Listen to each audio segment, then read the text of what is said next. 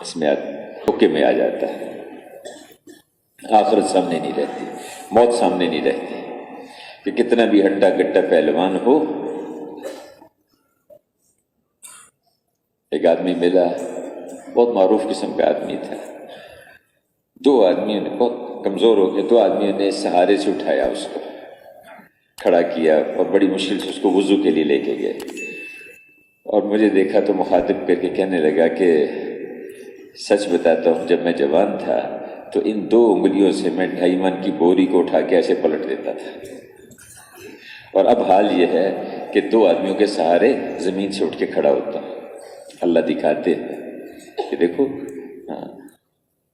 قوت اللہ کے ارادے سے ملتی ہے، طاقت اللہ کے ارادے سے ملتی ہے.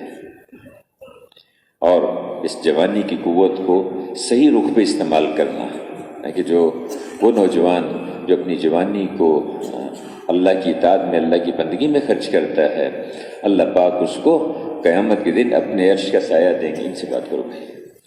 قیامت کے دن اپنے عرش کا سایہ اللہ پاک اس کو دیں گے، جس دن اور کوئی سایہ نہیں ہوگا سوائے اللہ کے عرش کے سائے کے. وہ نوجوان جو اپنی جوانی کو اللہ کی اطاعت میں پرانا کر دے، جوانی میں دین پہ چلنا شروع کرے، چلتے چلتے چلتے چلتے بوڑھا ہو جائے، اللہ پاک اس کو 70 صدیقین کے برابر اجر دیں گے. تو بدن کی قوت کو صحیح رخ پہ استعمال کرنا ہے. نہیں مانے، نہیں سمجھ میں آئی. حود علیہ السلام نے آگے بہت سمجھایا، دعوت دی. نبی تو بے چین ہوتے ہیں اور پیچھے پیچھے پھرتے ہیں، منتیں کرتے ہیں کہ بھئی مان لو، اللہ کی مان لو، اللہ کی بندگی پہ آ جاؤ، اللہ کی اطاعت پہ آ جاؤ. لیکن مقابلے پر آ گئے. اللہ پاک نے ہوا کا عذاب بھیجا اور 1 ہفتے تک رات دن وہ ہوا چلی اور اٹھا اٹھا کے پھینکا. گردن ایک طرف، سر ایک طرف، دھڑ ایک طرف، ایسے پڑے ہوئے تھے جیسے کھجور کے کٹے ہوئے تنے ہوتے ہیں. اور یہ بنیاد سمجھا دی کہ دیکھو، اس سے نہیں ہوتا، بدنی قوت سے کچھ نہیں ہوتا، اللہ کے ارادے سے ہوتا ہے. صالح علیہ السلام کی قوم صنعتی ترقی میں بہت آگے، پہاڑوں کے اندر کھود کھود کے ان میں کالونیاں بنائی ہوئی تھی، رہائش کی جگہ بنائی تھی، ہوا کا انتظام، روشنی کا انتظام اندر کیا ہوا تھا. چونکہ قوم عاد ہوا سے ہلاک ہوئی تھی، اس لیے ہم ہوا سے نہ ہلاک ہو. اندر نوح علیہ السلام کی قوم پانی کا عذاب آیا تھا، اس سے بچنے کے لیے اوپر پہاڑوں کی چوٹیوں کے اندر وہاں گھر بنا لیے. اللہ پاک کی طرف سے جب فیصلہ آیا، نبی جب دعوت دیتا ہے تو اس کی دعوت اگر مان لی جائے تو کامیابی ہے، اگر مقابلہ کیا جائے، نبی کا استہزاء اڑایا جائے، اس کے ساتھ ٹکراؤ پہ آ جائیں، پھر اللہ پاک نہیں چھوڑتے. اللہ پاک کی طرف سے اللہ کے لشکروں کو کوئی نہیں جانتا. اللہ کے لشکروں کو جدھر سے چاہے اللہ کی طرف سے فیصلہ آ جائے. تو اللہ پاک نے اپنا امر بھیجا. ایک فرشتے کی چیخ اس نے جگر پھاڑ دیا، ختم کر دیا اللہ نے. اور دیکھو، یہ بنیاد اللہ پاک نے سمجھا دی ہم سب کے لیے کہ دیکھو، یہ تمہاری صنعتی ترقی، تمہارے بڑے بڑے کارخانے، تمہارے اتنے رہائش کی اتنی اسکیمیں اور اتنے انتظامات، یہ تمہیں اللہ کی پکڑ سے نہیں بچا سکتے اگر تم نبی کی اطاعت اور اللہ کی بتائی ہوئی زندگی پہ نہیں چلو گے. پھر کہیں زرعی ترقی، اس کو سمجھا جاتا ہے کہ یہ ہمارے لیے معیار ہے، ہم کامیاب ہو جائیں گے. قوم سبا یمن کا علاقہ تھا اور یمن میں لمبی چوڑی زراعت تھی. سد المعارب ایک بڑا ڈیم بنایا ہوا تھا، 70 نہریں اس سے نکلتی تھی. 70 نہریں، اتنا بڑا ڈیم بنایا ہوا تھا، 70 نہریں. انبیاء کرام نے آ کے دعوت دی، اللہ کی طرف بلایا، اللہ کے احکامات کی طرف متوجہ کیا. لیکن کہ یہ جو دنیا کا نشہ ہے نا، یہ نہیں سمجھنے دیتا بات کو، نہیں سمجھ میں آئی بات، مقابلہ کیا۔ اللہ پاک نے اس ڈیم کا ایسا انتظام کیا، اسی ڈیم کو ان کے اوپر توڑا، اور وہ ساری بستیوں کو، سارے باغات، سب فصلوں کو بہاتا ہوا لے کے چلا گیا، سب ختم ہو گیا۔ اور کہا کہ دیکھو زرعی ترقی یہ تمہارے کاموں، تمہیں کامیابیوں کا ذریعہ نہیں ہے جب تک دین تمہارے اندر نہیں ہوگا، جب تک اللہ اور اللہ کے نبی کو، اس کی بات کو نہیں لے کے چلو گے۔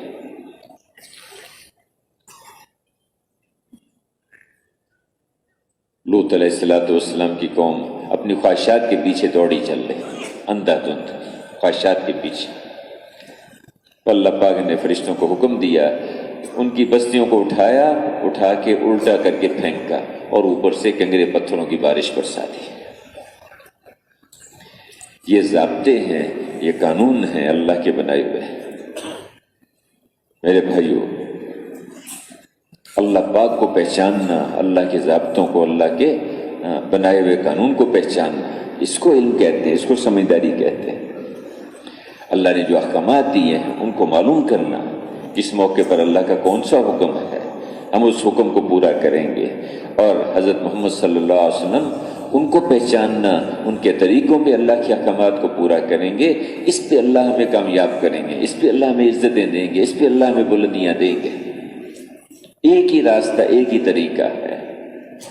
بندہ کہتا ہے نا، اہدنا الصراط المستقیم، اے اللہ سیدھے راستے کی طرف رہنمائی فرما، سیدھے راستے کی طرف، ان لوگوں کا راستہ جن پہ آپ نے انعام کیا، انبیاء کرام اور صدیقین، شہداء، صالحین، ان کے راستے کی طرف رہنمائی فرما۔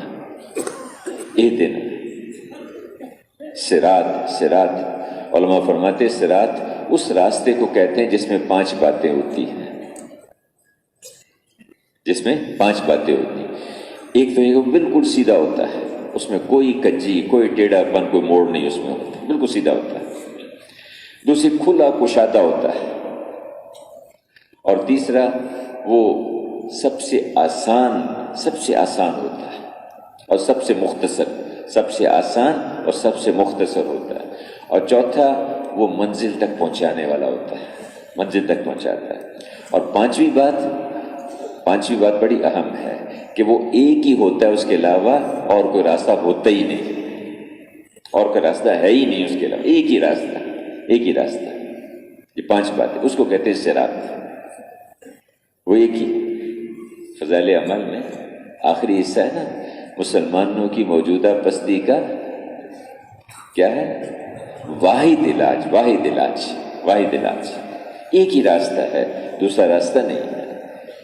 دھوکہ لگتا ہے، جیسے پہلوں کو دھوکہ لگا، بدنی قوت کا دھوکہ لگا، اس سے کام بن جائیں گے، حکومتوں کا دھوکہ لگا، 16 لاکھ فوج سمیت اللہ نے فرعون کو اور اس کی فوجوں کو پانی میں غرق کر دیا۔ دھوکہ لگتا ہے، ارے پورے حکومت ہمارے ہاتھ میں ہے، حاکم ہیں، گورنر ہیں، وزیر ہیں، وزیر اعلیٰ، صدر ہیں، بن جاؤ تم۔ دھوکہ لگتا ہے۔ تجارتی منڈیوں کے مالک ہیں، قوم شعیب کی طرح سے تجارتی منڈیوں کے مالک ہیں۔ تو یہ دھوکہ ہے میرے محترم بزرگوں اور بھائیوں، دھوکہ ہے۔ انبیاء علیہ السلام آ کے انسانوں کو یہ بات سمجھاتے ہیں، اور رسول اللہ صلی اللہ علیہ وسلم کو، ہمارے حضرت محمد صلی اللہ علیہ وسلم کو اللہ نے سارے انسانوں کے لیے بھیجا۔ پہلے نبیوں کو تو کسی طبقے کے لیے، کسی قوم کے لیے، کسی زبان، کسی علاقے کے لیے بھیجا، لیکن حضرت محمد صلی اللہ علیہ وسلم کو اللہ نے ساری دنیا کے انسانوں کی طرف اپنا رسول، اپنا نمائندہ بنا کے بھیجا۔ اے ہمارے نبی، آپ فرما دیجئے، اے دنیا بھر کے لوگوں، میں تم سب کی طرف اللہ کا رسول بنا کر بھیجا گیا۔ کالا ہے، گورا ہے، شہری ہے، دیہاتی ہے، پٹھان ہے، بلوچ ہے، سندھی ہے، ترکی میں رہتا ہے، یورپ میں رہتا ہے، افریقہ میں، ہر انسان جو دنیا میں آیا وہ حضرت محمد صلی اللہ علیہ وسلم کی امت میں ہے۔ حضور صلی اللہ علیہ وسلم کو قیامت تک کے لیے اب آپ ہی کی نبوت چلے گی، اور آپ کو سارے طبقات کے لیے نبی بنا کر بھیجا گیا۔ آپ کی محنت کا اثر سب پر پڑے گا، سب پر پڑے گا۔ تو آپ صلی اللہ علیہ وسلم کو جب نبوت ملی تو آپ نے آواز لگانی شروع کر دی۔ 3 سال تو چپکے آپ نے محنت کی، خاموشی سے۔ جو قریب والے تھے ان سے دعوت دی، ان سے بات کی، اکثر ان میں سے ایمان لے آئے۔ ابو بکر ایمان لے آئے، خدیجہ الکبریٰ رضی اللہ عنہا ایمان لے آئے، حضرت علی کرم اللہ وجہ، حضرت زید ابن حارثہ ایمان لے آئے۔ ہاں، چپکے پھر اللہ نے حکم دیا کہ اب اپنے قریبی رشتہ داروں کو ڈرائیے۔ آپ نے اعلان اعلان دعوت دینی شروع کی اور لوگوں کو بلایا اللہ کی طرف۔ مکہ کے بازاروں میں آپ آواز دے رہے، یا ایھا الناس قولوا لا الہ الا اللہ تفلحوا، اے دنیا بھر کے لوگوں تم لا الہ الا اللہ کہو، اللہ تمہیں کامیاب کریں گے۔ حضور صلی اللہ علیہ وسلم ایک ایک کے پاس جا رہے ہیں۔ نبی کے اندر ایک شفقت، ایک خیر خواہی، ایک ہمدردی کا جذبہ ہوتا ہے جو اس کو مجبور کرتا ہے کہ لوگوں کے پیچھے پھرتا ہے اور ان کو اللہ کی طرف بلاتا ہے، اللہ کے احکامات کی طرف بلاتا ہے۔ میرے بھائیو، عزت اللہ کے ہاں سے ملے گی، کامیابیاں اللہ کے ہاں سے ملیں گی، امن اللہ کے ہاں سے ملے گا۔ ساری دنیا کے لوگ مل کر کسی ایک آدمی کو کامیاب کرنا چاہیں نہیں کر سکتے، اور ناکام کرنا چاہیں تو نہیں کر سکتے۔ حالات اللہ کے ارادے سے بنتے ہیں اور بگڑتے بھی اللہ کے فیصلے سے۔ ان حالات پر اللہ کا قبضہ ہے۔ جیسے چیزیں اللہ کی مخلوق ہیں، ایسے حالات بھی اللہ کی مخلوق ہیں۔ جس کو چاہتے ہیں اللہ پاک عزت دے دیتے ہیں، جس کو چاہتے ہیں اللہ ذلیل کر دیتے ہیں، لیکن اس کے ضابطے ہیں اللہ کے۔ حضرت ابو درداء رضی اللہ عنہ قبرص میں تھے، مسلمانوں کی ایک جماعت تھی اس کے ساتھ، وہاں کفار کے ساتھ لڑائی ہوئی، اس میں مسلمانوں کو فتح ہوئی، اور ان میں سے جو اہل باطل تھے ان میں سے بہت سارے مارے گئے، کچھ قیدی بن گئے، اور ان کے جو مال تھا وہ مال غنیمت بن گیا۔ تو اس سارے حالات کو دیکھ کے وہ رو رہے تھے کہ ہمارے ساتھ یہ کیا ہو گیا۔ حضرت ابو درداء رضی اللہ عنہ نے سارا منظر دیکھا تو ایک طرف چلے گئے، وہاں بیٹھ کے رونے لگ گئے۔ حضرت جبیر ایک شخص ہے، وہ ان کے پیچھے چلے گئے اور کہنے لگے کہ ابو درداء، آج کے دن میں اللہ نے مسلمانوں کو اور اسلام کو فتح دی، اور ایسے مبارک دن میں آپ آج بھی بیٹھ کے رو رہے ہیں، اتنے بڑے حضور کے صحابی ہیں آپ، کیا بات ہے؟ کہنے لگے جبیر سمجھتے نہیں ہو تم سمجھتے نہیں ہو، کیا بات ہے؟ کہنے لگے یہ قوم کھاتی پیتی تھی، اپنے راحت سے رہ رہی تھی، ہر قسم کی سہولت آسائش اس کو میسر تھی، لیکن انہوں نے اللہ کی نافرمانیاں کی، اللہ کی بغاوت کی، پھر اللہ نے ہمیں ان کے اوپر مسلط کیا، اور اب تم ان کا حال دیکھ گئے۔ اور پھر فرمایا کہ دیکھو، جو قوم اللہ کے اوامر کو توڑ دیتی ہے وہ یوں ہی برباد ہو جاتی ہے، یوں ہی برباد ہو جاتی ہے۔ حالات اللہ کے ارادے سے آتے ہیں۔ جس قوم کے لوگ زکوٰۃ روک لیتے ہیں ان پر سے بارشیں روک لی جاتی ہیں، جس قوم کے لوگ ناپ تول میں کمی کرتے ہیں ان پر بے وقت کی بارشیں آتی ہیں۔ فصل کاٹنے کا وقت ہوگا بارش روک لیں گے، فصل اس کو اگانے کا وقت ہوگا بارش روک لیں گے، کاٹنے کا وقت آئے گا بارش شروع کر دیں گے۔ جس قوم میں بے حیائی، بے پردگی عام ہو جائے گی اس پر نئی نئی بیماریاں آئیں گی، اچانک موتیں ہوں گی۔ یہ اللہ کے بتائے ہوئے اصول ہیں۔ قوموں کے حالات بننے کی وجوہات ہیں اور ان کے حالات کے بگاڑ کے اسباب ہوتے ہیں۔ جب اچھے اعمال ہوتے ہیں، جس قوم کے لوگ تقوی اختیار کرتے ہیں، اللہ پاک ان میں سے ان کو ہر تنگی سے راستہ دے دیتے ہیں، ایسی جگہ سے روزی دیتے ہیں جہاں سے سوچ بھی نہیں سکتے، ایسی جگہ سے رزق دیتے ہیں۔ جس قوم کے لوگ تقوی اختیار کرتے ہیں، تقوی اللہ پاک کے خزانوں سے لینے کا راستہ ہے۔ یہ اعمال ہیں جن پہ اللہ پاک حالات کو بناتے ہیں۔ جو شخص نماز کا اہتمام کرتا ہے اللہ اس کی روزی میں برکت دیتے ہیں، اللہ پاک اس سے قبر کے عذاب کو ہٹا دیتے ہیں، پل صراط پر سے کون سی بجلی کی طرح گزرے گا، اعمال نامہ دانے ہاتھ میں ملے گا، بغیر حساب کے جنت میں جائے گا۔ یعنی عمل تمہارا ٹھیک ہو گیا تو اللہ پاک دنیا، موت، قبر، حشر، آخرت، ہر جگہ اللہ تمہارے حالات ٹھیک کر دے گا اگر اعمال ٹھیک ہو گئے۔ ایک مجموعہ، ایک ملک، اس کے اعمال ٹھیک ہو جاتے ہیں، اللہ اس ملک والوں کے حالات اچھے کر دیں گے۔ ایک قوم اپنے اعمال کو اچھا کر لیتی ہے، صحیح یقین کے ساتھ چلتی ہے، حضور والے طریقے کو سیکھ کے ہر کام میں چلتی ہے، اللہ کے دھیان کے ساتھ اللہ کو راضی کرنے کے لیے، تو اللہ پاک اس قوم کے حالات کو اچھا کر دیں گے۔ اللہ کے ہاں کسی کی رشتہ داری نہیں ہے، کسی کا کو اللہ سے نہیں کہ کوئی رشتہ ہے، لم یلد ولم یولد، نہ اس کو کسی نے جنا نہ اس نے کسی کو جنا، سب اس کی مخلوق ہے۔ اور اللہ کے ہاں اس کو دیکھا جائے گا کہ کون تقوی والا ہے، کون متقی ہے، کون اعمال والا ہے، اس پہ فیصلہ۔ تو جن قوموں کے اچھے اعمال ہوں گے اللہ ان کے اوپر اچھے حالات لے کر آئیں گے۔ میرے بھائیوں، اعمال کا تعلق اور حالات آپس میں جڑے ہوئے ہیں۔ اعمال میں ایک آدمی دوسروں کو معاف کر دیتا ہے، اللہ پاک اس کو عزت دے گا، اوپر سے آسمان سے عزت کا فیصلہ آئے گا، اللہ اس کو عزت دے دے گا۔ جو رشتہ داروں کے ساتھ اچھا سلوک کرتا ہے اللہ پاک اس کی عمر کو لمبا کر دے گا، اللہ اس کے مال کو بڑھائے گا، جو رشتہ داروں کے ساتھ اچھا سلوک کرے گا۔ رحمتیں نازل ہوتی ہیں ایسے لوگوں پر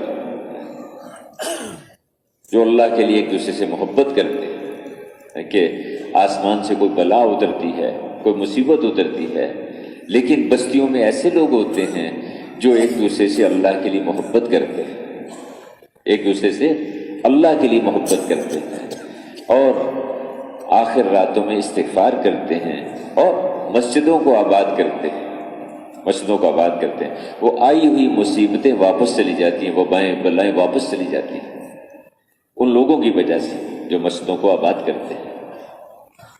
مسجد ہر متقی کا گھر ہے، مسجدیں نبیوں کے بیٹھنے کی جگہ ہیں، جو مسجد میں آ گیا وہ اللہ کی رحمت میں آ گیا۔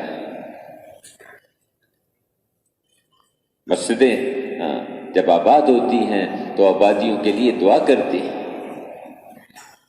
آسمان سے مصیبتیں اترتی ہیں، مسجدوں کے آباد کرنے والوں سے ہٹا دی جاتی ہیں۔ جو مسجدوں میں کثرت سے رہتے ہیں وہ اللہ کے ہم نشین ہیں، فرشتے ان کے اللہ کے پڑوسی ہیں، فرشتے ان کے ہم نشین ہو جاتے ہیں۔ کسی کام کو نکلتے ہیں فرشتے ان کی مدد کرتے ہیں، بیمار ہو جاتے ہیں فرشتے ان کی تیمارداری، ان کی عیادت کے لیے آتے ہیں۔ مسلمان تو مسجد والا تھا، مسجد تربیت کی جگہ تھی، یہاں علم سیکھتا تھا، یہاں مسجد میں آ کے وہ اللہ کا دھیان سیکھتا تھا، ذکر والا بنتا تھا، اخلاص سیکھتا تھا، اللہ کو راضی کرنے کا جذبہ سیکھتا تھا۔ اس کے اندر جب مسجد میں آتا تھا اس کے اندر تواضع آتی، اس میں سچائی آتی، اس میں امانت داری آتی، اس میں تقوی آتا، اس میں لوگوں کی ہمدردی خیرخواہی آتی تھی۔ مسجد انسان کے بننے کی جگہ تھی، انسان کی تربیت کی جگہ تھی۔ جب مسلمان مسجد سے کٹا اللہ کی طرف سے بھی ذلت مسلط ہو گئی، دنیا کے اندر بھی اللہ نے رسوائیاں اس کا مقدر بنا دی۔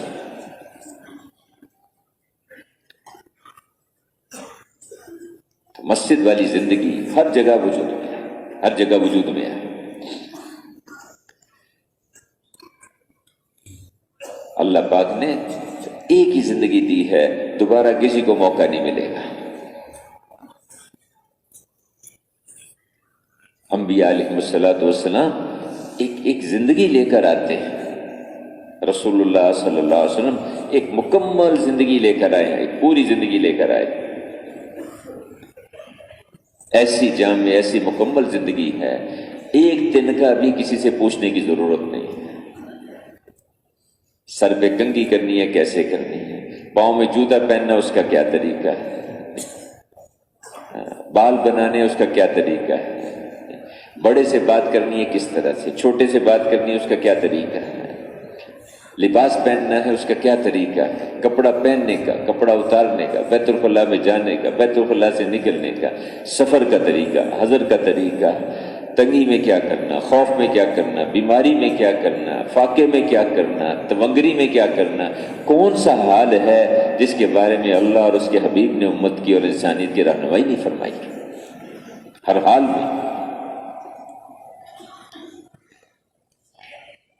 لیکن کیا رحمان کے بارے میں جاننے والوں سے پوچھو، اہل علم سے جا کے پوچھا جائے، ان سے جا کے پوچھا جائے، بتائیے اس حال میں اللہ کا کون سا امر ہماری طرف متوجہ ہے، اس وقت میں اللہ ہم سے کیا چاہتے ہیں، اللہ کے رسول نے اس موقع پر کیا طریقہ بتایا ہے. ہر حال کے متعلق اللہ نے احکامات دے دیے اور اللہ کے رسول صلی اللہ علیہ وسلم نے اس کے طریقے بتا دیے. خامد کو بتا دیا بیوی کا کیا حق ہے اور بیوی کو بتا دیا خامد کا کیا حق ہے، پڑوسی کو پڑوسی کے بارے میں بتا دیا، بڑوں کو چھوٹوں کے بارے میں، چھوٹوں کو بڑوں کے بارے میں.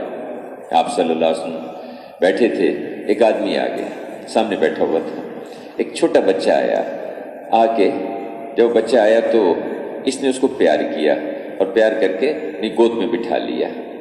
تھوڑی دیر کے بعد ایک چھوٹی سی بچی آئی، اس نے نہ اس کو پیار کیا نہ گود میں بٹھایا بلکہ زمین پہ اپنے پاس بٹھا لیا. آپ نے پوچھا یہ کون ہے؟ کہا یا رسول اللہ یہ میرا بیٹا ہے، یہ بیٹی ہے میری. فرمایا کہ تم نے اپنی اولاد میں عدل نہیں کیا، برابری نہیں کی. ماں باپ کو حکم ہے اولاد میں برابری کرنے کا، عدل میں. وہ تو وراثت تو اللہ پاک کے تقسیم کی ہے، اب اللہ کا اپنی حکمتیں ہیں اس کی. اولاد کو ایک آدمی بڑے میاں ایک نوجوان دونوں آ گئے. آپ نے پوچھا یہ کون ہے؟ کیا رسول اللہ میرے والد ہیں. وہ دیکھو ان کا نام لے کے نہ پکارنا، ہاں ان کے آگے نہ چلنا، ان سے پہلے نہ بیٹھنا. اولاد کو بتایا ماں باپ کا کیا حق ہے ہر حال میں. اس کے آپ صلی اللہ علیہ وسلم بیٹھے تھے تو مجمع بیٹھا تھا. نے فرمایا کہ جو رشتہ داریوں کو توڑنے والا ہو وہ اٹھ کے چلا جائے. ایک آدمی اٹھ کے چلا گیا، لیکن تھوڑی دیر کے بعد پھر واپس آ کے بیٹھ گیا. آپ نے پوچھا کیا بات تھی؟ یا رسول اللہ میری خالہ تھی، میرا ان سے بات چیت میں نے بند کر رکھی تھی، قطع تعلق کر رکھا تھا. آپ کی اس بات کو سنا، ان کے پاس گیا، ان سے جا کے معافی مانگی، آپ کا ارشاد ان کو سنایا، ان سے صلح کر کے واپس آ کے بیٹھا ہوں. میں تم نے بہت اچھا کیا، بہت اچھا کیا. اگر کسی قوم میں ایسا شخص بیٹھا ہو جو رشتہ داریوں کو توڑنے والا ہے تو وہ پوری قوم اللہ کی رحمت سے محروم ہو جاتی ہے، پوری قوم محروم ہو جاتی ہے اللہ کی رحمت سے. رشتہ داروں کا کیا حق ہے؟ صلہ رحمی. گھر میں بیٹیاں ہیں، بہنیں ہیں، ان کا کیا حق ہے؟ کسی کے گھر میں بیٹی پیدا ہوتی ہے، اللہ پاک فرشتوں کو بھیجتے ہیں جو آ کے اس پہ پر ملتے ہیں اور یوں کہتے ہیں کہ یہ کمزور ذات ہے اور کمزور ذات سے ہی پیدا ہوئی ہے. مبارک ہے وہ شخص جو اس کی پرورش کرے، اس کی تربیت کرے، قیامت تک کے لیے اس کی پیشانی میں خیر لکھ دی گئی کہ مال اور بیٹے یہ تو دنیا کی رونق ہے. والباقیات الصالحات، باقی رہنے والی نیکیاں، باقی رہنے والی نیکیاں. ایک مفسر فرماتے ہیں اس سے مراد یہاں نیک بیٹیاں ہیں، نیک بیٹیاں ہیں. اور یوں ایک حدیث نقل فرمائی جس کا مفہوم ہے کہ قیامت کے دن ایک آدمی ایسا آئے گا کہ اس کو اللہ نے بیٹیاں دے رکھی تھیں. خود اس بیچارے کی زندگی بے دینی والی، اللہ کی نافرمانیوں والی رہی، لیکن بیٹیوں کو اس نے نیک بنایا، دیندار بنایا، اعمال والا بنایا. قیامت کے دن اللہ کے دربار میں پیش ہوگا. جب پیش ہوگا تو اس کا حساب کتاب جب کیا جائے گا تو اس کے لیے جہنم کا فیصلہ ہو جائے گا اس کے اعمال کی وجہ سے.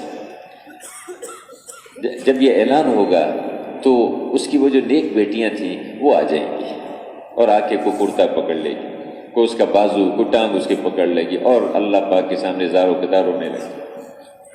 یہ اللہ، یہ ہمارا باپ ہے، بے شک اس نے بہت ساری نافرمانیاں کی، بہت سارے احکامات توڑے ہیں اے اللہ، لیکن ہمیں اس نے نیک بنانے میں بڑی کوشش کی ہے، اے اللہ تو معاف کر دے، اے اللہ اس کو معاف کر دے۔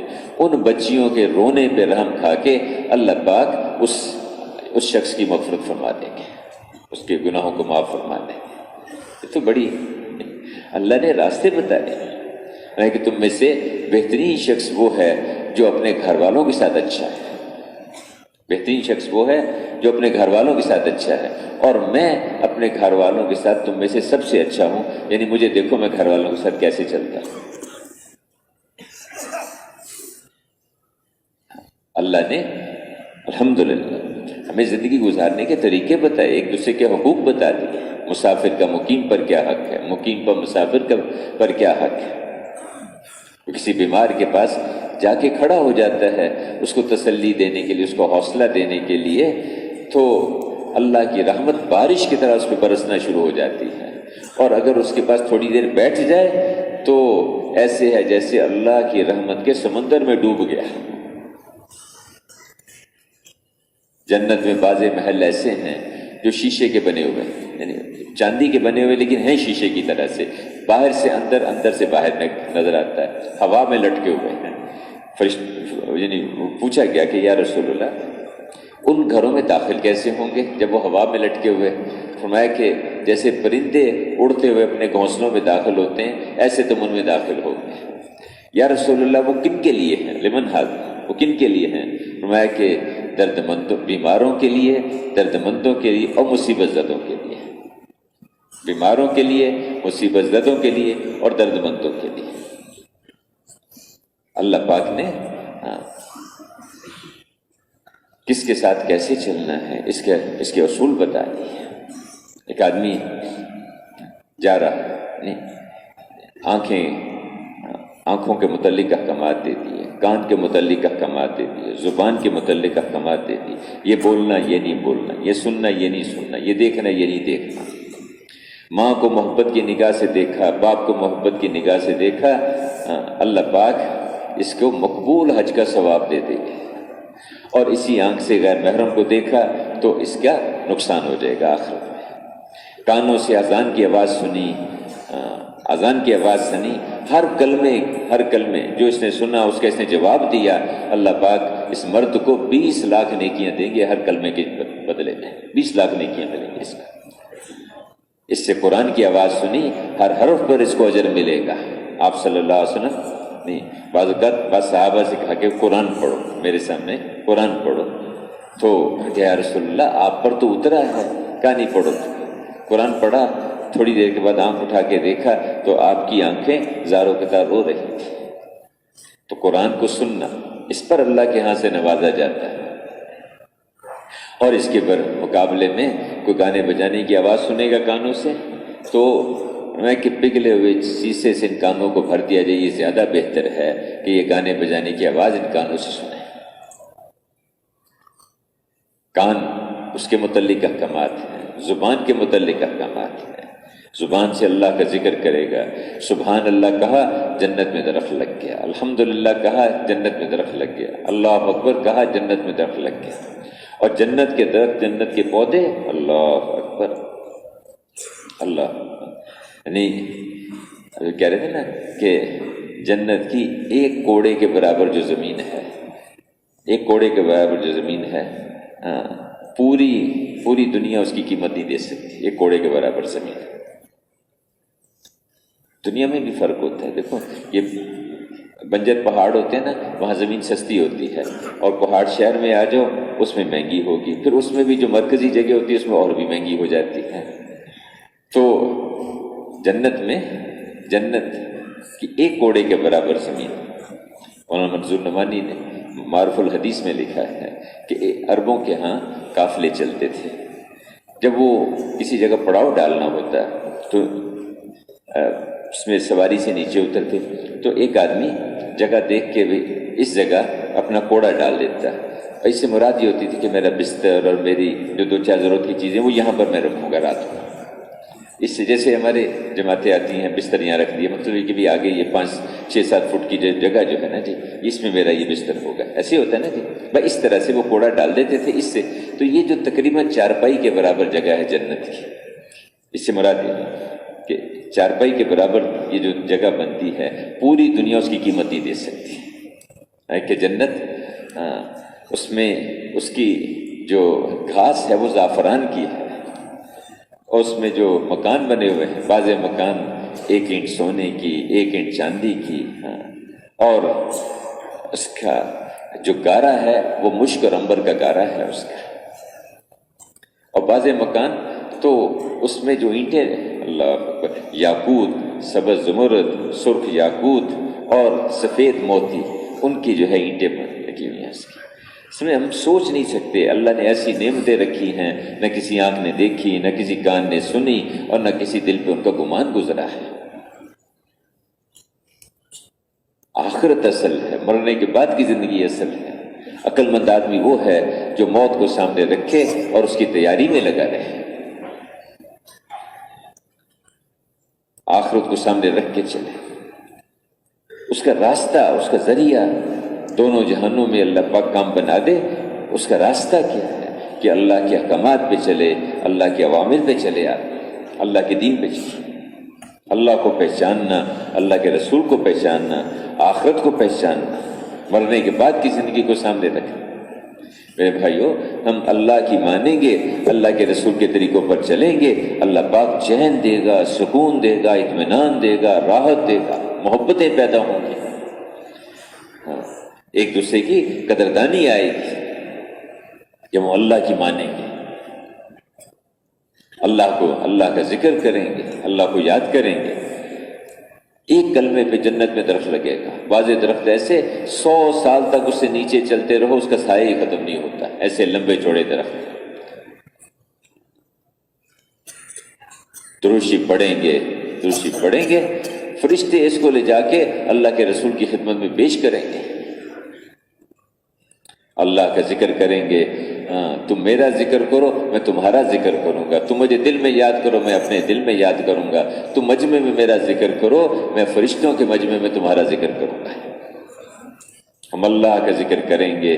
یہ کلمات 7 آسمانوں کو چیرتے ہوئے اللہ کے عرش پہ پہنچ جاتے ہیں، اور وہاں اس پڑھنے والے کا تذکرہ شروع کر دیتے ہیں. اللہ نے اس امت کو چنا ہے اور بڑے بڑے اونچے اونچے اعمال دیے ہیں اللہ نے اس کو. میرے بھائیوں، اعمال ہیں، اعمال اگر ٹھیک ہو گئے اللہ کی طرف سے دنیا کے بھی حالات ٹھیک ہوں گے، آخرت کے بھی اچھے حالات بنیں گے. اور آسان ہے، مشکل نہیں ہے. تھوڑی سی آدمی ہمت کر لے کہ مجھے تھوڑی سی محنت کرنی پڑتی، اپنے ایمان پہ محنت کرنا، اپنے اعمال کو بنانا. دین ایسی چیز نہیں ہے کہ آدمی کوشش نہ کرے اور اللہ پاک اس کو چپکا دے کسی کے ساتھ، ایسا نہیں ہے. دین تو طلب کے ساتھ، شوق کے ساتھ. ہاں یہ ضرور ہے کہ جو ایک قدم اللہ کی طرف کو چلتا ہے، اللہ کی رحمت 2 قدم اس کی طرف کو چلتی ہے. جو ایک بالش چلتا ہے، اللہ پاک کی رحمت 1 ہاتھ اس کی طرف کو چلتی ہے. جو چل کے جاتا ہے اللہ کی طرف کو، اللہ کی رحمت دوڑ کے اس کو تھام لیتی ہے. لیکن چلے، پہل آدمی کرے، اللہ کی طرف کو چلے.